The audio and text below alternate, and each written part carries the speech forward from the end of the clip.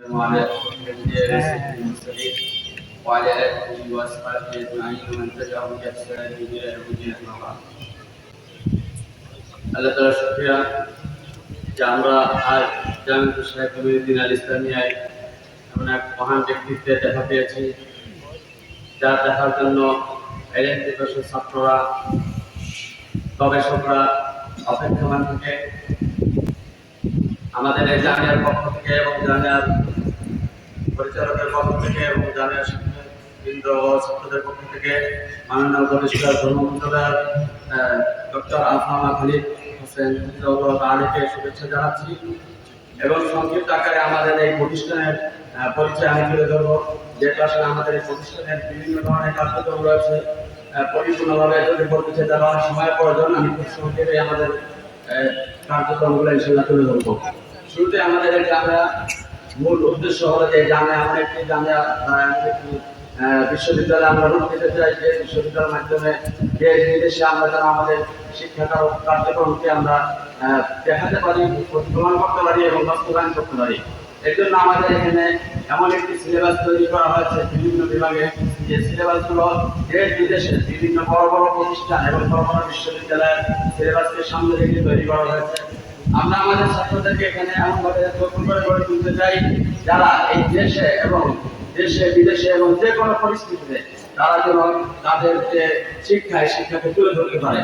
এই জন্য আমাদের বিভিন্ন বিভাগ এখানে রয়েছে এবং বিভিন্ন কার্যক্রম রয়েছে। সাথে সাথে আমাদের এখানে এমন কিছু আমরা শিক্ষক এখানে আমরা আনতে পেরেছি যারা বিশ্বের বড় বড় প্রতিষ্ঠান, বড় বড় বিশ্ববিদ্যালয় থেকে সর্বোচ্চ ডিগ্রি নিয়ে এসেছেন।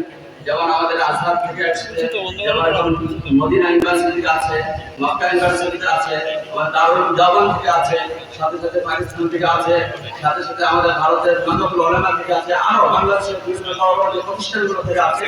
এই প্রতিষ্ঠান থেকে আমরা যারা গবেষক এবং স্কলার সম্মানিত স্কলার আমরা তাদেরকে এই প্রতিষ্ঠানে আমরা জমা করেছি।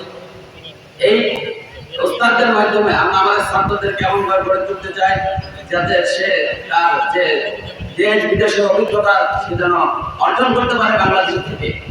আমরা যে বিভাগগুলো আমাদের এখানে বিভিন্ন কার্যক্রম আপাতত চালনা আছে, তার মধ্যে আমাদের এখানে একটি অত্যাধুনিক ক্ষেত্রখানা আছে, সাথে সাথে একটি নাজরা বিভাগ আছে, একটি নোয়ানি বিভাগ আছে, একটি আমরা যেটা বলবো যে আমাদের গ্রামের একটি প্রাণকেন্দ্র আমরা দৃষ্টি প্রতিবন্ধী বিভাগ আছে, যেখানে আমরা একজন দৃষ্টি প্রতিবন্ধী ছাত্রকে আমরা এমনভাবে গড়ে তুলতে চাই যে আরবি, বাংলা, ইংরেজি যাতে তার এমনভাবে তার যোগ্যতা অর্জন হয় যেন সে অন্ধ হওয়ার কারণে যেন তাকে এই মানে নিজের কাছে এইটা মনে না হয় যে আমার কাছে কিছু নাই, যেমন বরং সব ক্ষেত্রে তাকে নিজেকে তুলে ধরতে পারে। যেন আমরা একজন অন্ধ দৃষ্টি প্রতিবন্ধী ছাত্রকে আমরা সেভাবে গড়ে তুলি। আপনারা ইতিমধ্যে কিছু প্রদর্শন দেখেছেন।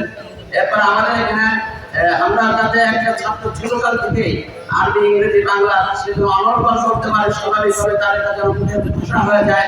এই কারণে আমরা আমার সিলেবাস তৈরি করেছি, যেটা আরো বিশ্বের প্রসিদ্ধ বিশ্ববিদ্যালয়, প্রসিদ্ধ যে সমস্ত স্কুল কলেজগুলো আছে সেগুলো আমরা দেখে সেখান থেকে আমরা এই সিলেবাসগুলো তৈরি করেছি। আপনারা ইতিমধ্যে কিছু বক্তৃতা দেখেছেন, যে এখানে আরবি বক্তৃতা, ইংরেজি বক্তৃতা আপনারা দেখেছেন।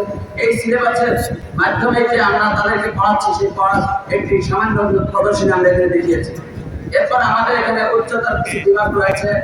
আমরা এখন আরো অনেক উচ্চতর বিভাগগুলো আমরা খুঁজতে চাই, কিন্তু আমরা আপাতত আমাদের যে বিভাগগুলো রয়েছে তার মধ্যে তাফসীর ও উলুমুল কোরআন বিভাগ রয়েছে, 2 বছরের বিভাগ, যেখানে আপনার বাংলাদেশের বিভিন্ন ইউনিভার্সিটির উস্তাদরা, প্রফেসররা যেখানে দল দিয়ে থাকেন এবং বিশ্বের বড় বড় নামকরা বিশ্ববিদ্যালয় থেকে আপনার স্কলার যারা ডিগ্রি অর্জন করেছেন তারাও সেখানে দল দিয়ে থাকেন এবং তারা সেখানে ছাত্রদেরকে পড়িয়ে থাকেন।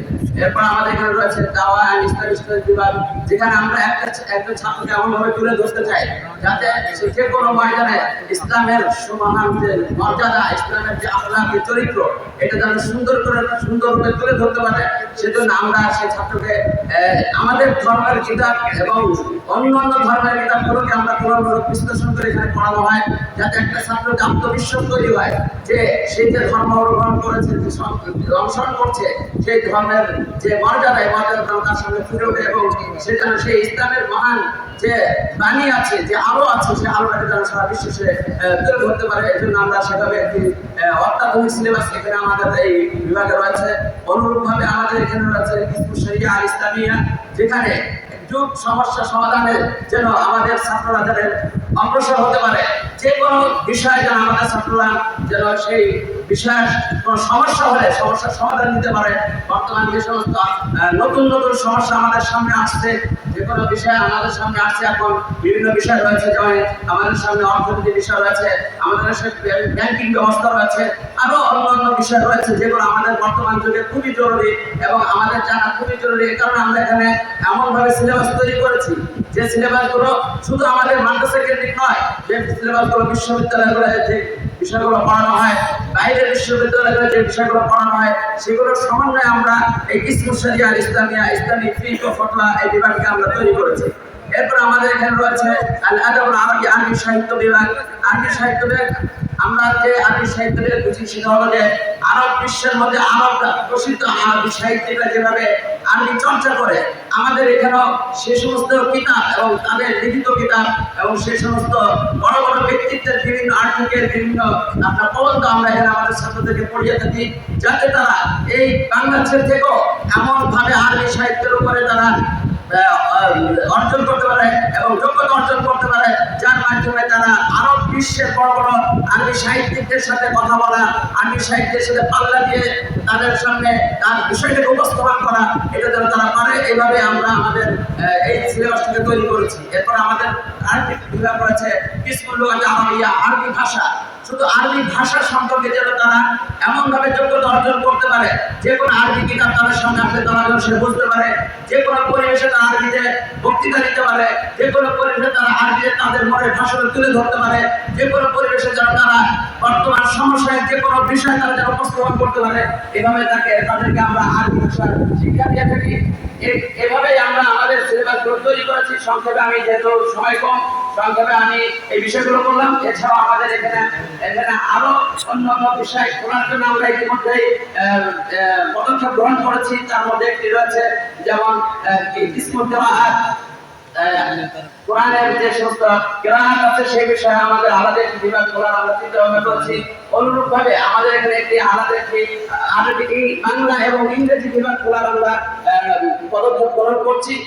আশা করছি যে আমাদের এরপরে আরেকটি বিষয়, আমাদের গুরুত্বপূর্ণ বিষয় যে আমাদের ছাত্ররা যেন আধুনিক যে সমস্ত